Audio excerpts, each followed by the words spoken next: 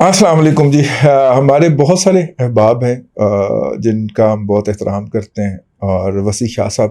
بہت اچھے شاعر ہیں، اینکر بھی ہیں، آج کل نیو ٹی وی سے وابستہ ہیں، وہاں پہ پروگرام کرتے ہیں، تو وہ بھی انہوں نے بھی ایک توجہ دلائی، اور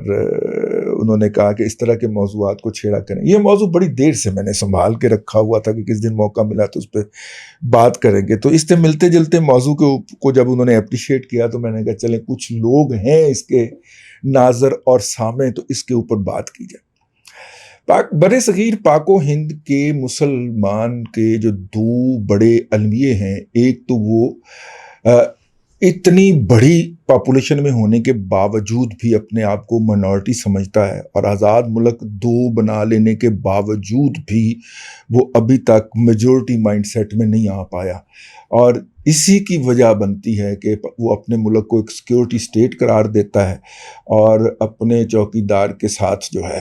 وہ رومانس میں مبتلا ہے ہر طرح کا، ٹھیک ہے،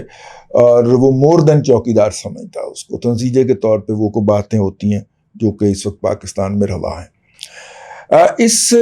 دوسرا وجہ یہ ہے کہ وہ اوورلی ریلیجس ہے، یہ والا بڑا سینسٹیو پوائنٹ ہے، اور اگر کوئی صاحب جو ہیں وہ کٹ ملا ہیں، ایکسٹریمسٹ ہیں، تو وہ یہاں سے یہ ویلاگ چھوڑ دیں اور نکل جائیں، کیونکہ چیزوں کو جب تک آپ پریگمیٹیکلی ڈسکس نہیں کریں گے یا اس کے اوپر سوچنے کا عمل شروع نہیں کریں گے، تب تک آپ جو ہیں وہ اپنے آپ کو بہت سارے اندیکھے بندھنوں میں قید رکھیں گے۔ تو میں ان بندھنوں کو توڑ چکا ہوں، خیر آپ سے توڑوانا چاہتا ہوں، تو اس لیے تھوڑا سا آپ ذہنی طور پہ میرے ساتھ رہیے گا۔ دیکھیے، بر صغیر پاک و ہند کے اندر اسلام جو ہے، جس کے ماننے والے پاکستان میں ایک بھاری اکثریت میں ہیں، وہ جو ہے وہ ہم دیکھتے ہیں کہ یا تو حکمرانوں کے ذریعے آیا،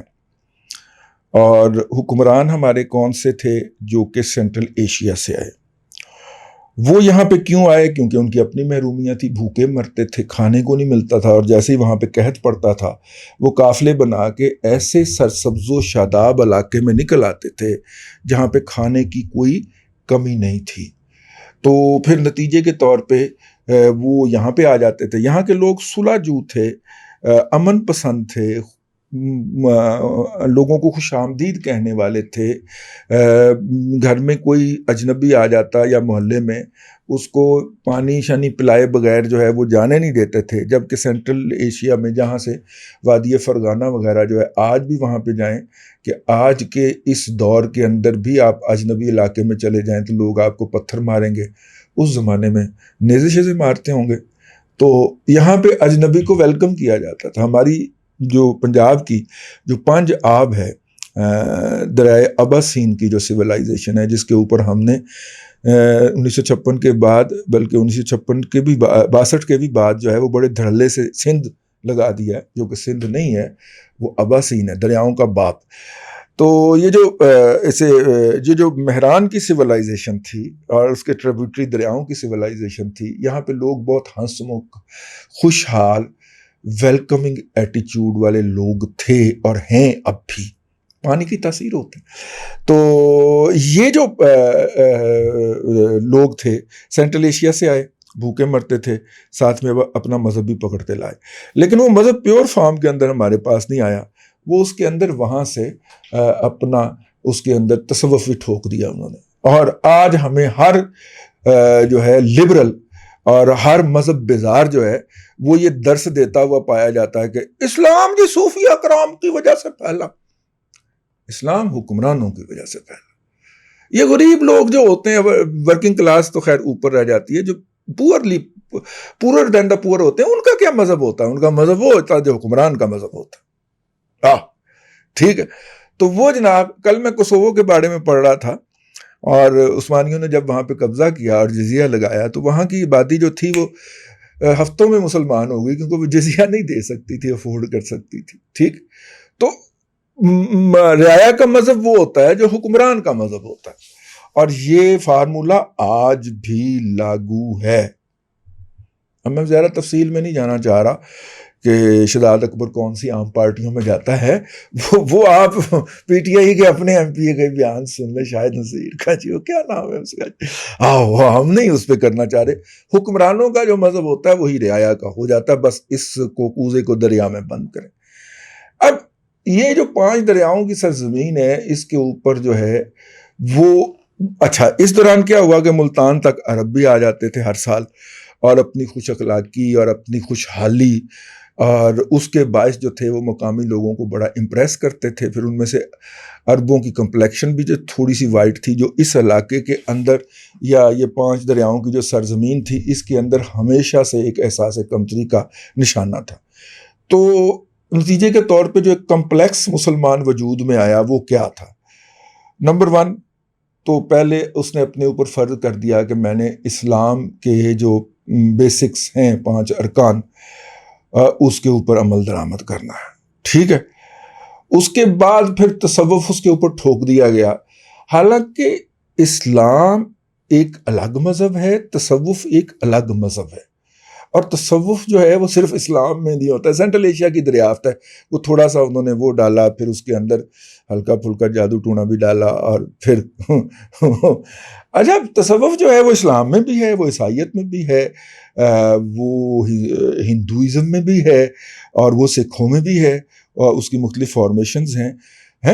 اور یہودیوں میں شاید نہیں ہے، عقل مند لوگ ہیں، لیکن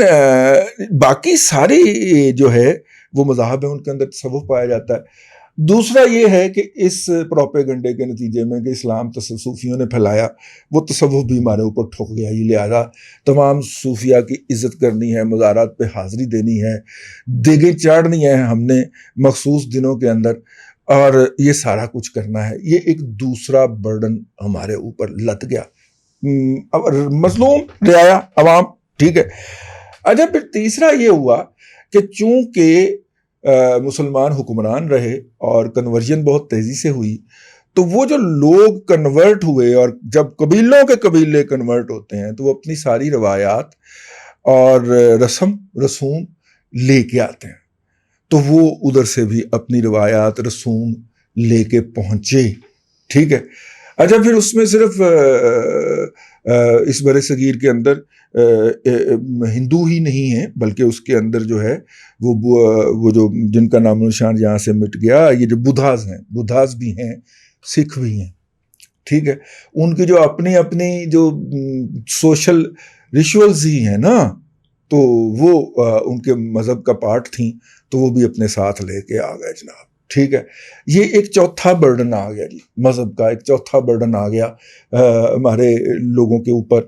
اچھا اس کے علاوہ ایک 5واں برڈن جو ہے وہ اس سرزمین کی کچھ رسم و روایات ایسی ہیں، جیسے دیکھیں نا ہمارے ہاں بسنت کے اوپر کاہے کا پھڈا پڑتا ہے یا رولا پڑتا ہے، کیونکہ ایک بہت بڑی تعداد یہ سمجھتی ہے اس وقت پاکستان سب کے مسلمانوں کی کہ یہ ہندوؤں کا ایک مذہبی تہوار ہے، اور ہم چونکہ وہ چھوڑ چکے ہیں یا ہم ان کی ضد ہیں یا ہم ان سے الگ ہیں، تو اسے ہمیں نہیں منانا چاہیے، جبکہ جو اس کا حامی فریق ہے اس کا خیال ہے کہ یہ ایک موسمی تہوار ہے اور یہ کلچر کی نشاندہی کرتا ہے، اور یلو کلر پہنیں اور یہ کریں اور وہ کریں اور اس کو سیلیبریٹ کریں، تو ان کا ایک اپنا نقطہ نظر ہے۔ میرا خیال ہے دونوں بیک وقت درست ہیں، کیونکہ جو ہے وہ زمین کے یہ مذاہب تو یہاں کے مذاہب ہیں نا، تو ان کے اندر لوکل کلچر یا لوکل سیولائزیشن تو اسی طرح گندھی ہوئی ہونی چاہیے، درست ہو گیا۔ اچھا پھر بہت ساری چیزیں جو تھیں جو کہ عرب کلچر میں روا تھیں اور میرے آقا صلی اللہ علیہ وسلم کے ہاتھ سے وہ سر انجام پائیں، تو انہیں ہمیں تھی وہ عرب روایات اور صدیوں سے چلی آ رہی تھی، لیکن آپ صلی اللہ علیہ وسلم نے پرفارم کر دی تو وہ ان کی سنت ہو گئی اور وہ ادھر کو بھی چل پڑی۔ تو یہ ایک جو لوکل سیولائزیشن کا یا لوکل کلچر کا جو ایک برڈن ہوتا ہے، یہ کو 5واں چھٹا برڈن ہو گیا۔ اتنے بڑے برڈن ہم نے اٹھائے ہوئے ہیں جن میں سے 3-4 ہم بڑے آرام سے اتار سکتے ہیں، لہٰذا ہمارے ہاں اوورلی ریلیجس ایک ایسا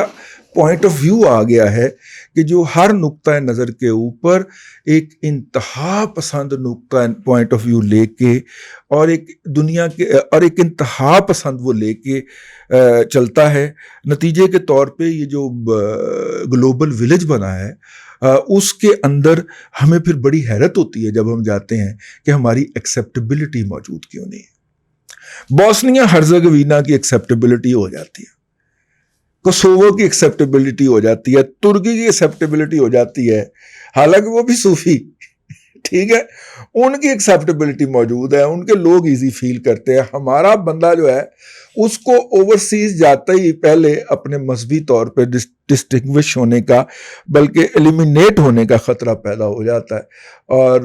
وہ جو ہے وہ پھر اس کے لیے بھاگتا دوڑتا ہے, اور نتیجے کے طور پہ ان میں سے اکثر جو ہیں وہ ذلیل اور خجل ہونے کے لیے واپس آ جاتے ہیں. اور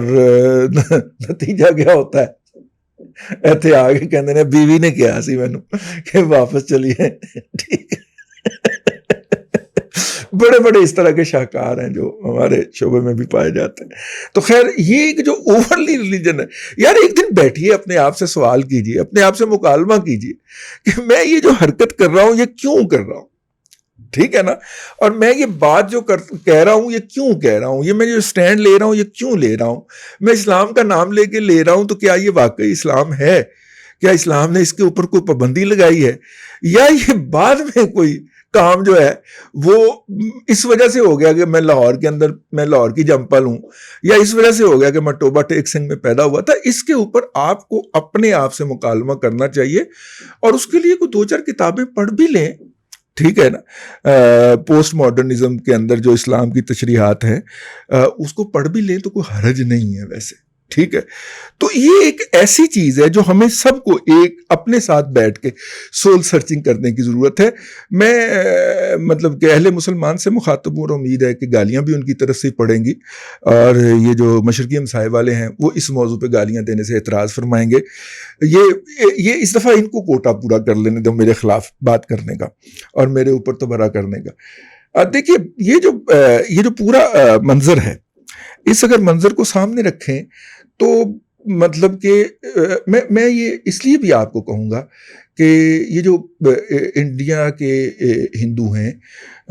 وہ جاتے ہیں کسی بھی معاشرے کے اندر, وہ ایسے شیر و شکر ہو جاتے ہیں, مکس ہو جاتے ہیں, ٹھیک ہے. ان کا ہندوازم کبھی اس میں بھرشٹ نہیں ہوتا اور ان کو کوئی مسئلہ نہیں ہوتا. یہ مسائل پاکستان کے مسلمانوں کو ہوتے ہیں یا کچھ افغانستان کے لوگوں کو ہوتے ہیں. کیوں ہوتے ہیں اس کے اوپر میری خواہش ہے کہ آپ جو ہے وہ غور کریں, سوچیں, تھاٹ پروسیس شروع ہونا چاہیے کہ یار یہ کیوں ہے. میرا مطلب ہے کہ بس باقی بھی باتیں تھوڑی سی نازک مرحلے میں داخل ہو جاتی ہیں تو اس لیے ان سے اعتراض کرتے ہیں. وہ آخری بات یہ ہے کہ ایک گونگی خاتون تھیں, ان کو اسلام قبول کروانے کے لیے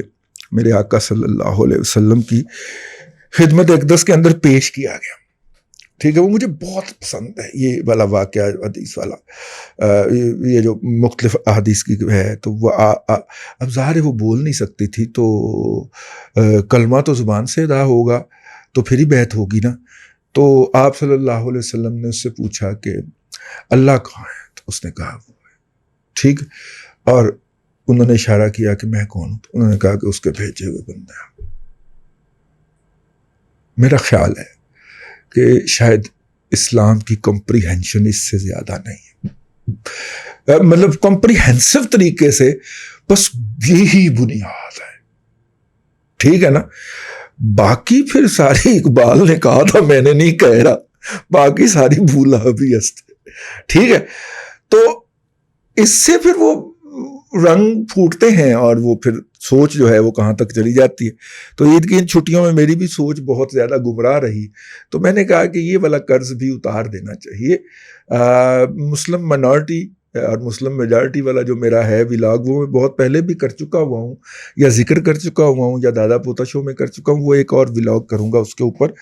کیونکہ ہمارے اس حوالے کو بہت سارے لوگ مس کوٹ کرتے ہیں, اور خاص طور پہ یہ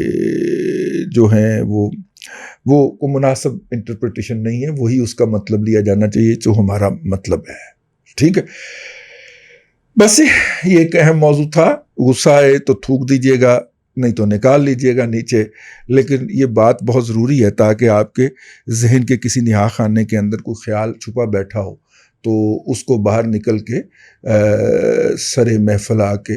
یہ کہنے کا موقع ملے، میر اقسم. اللہ آپ کو آسانیاں عطا کرے اور آسانیاں خلق خدا میں تقسیم کرنے کی توفیق عطا کرے.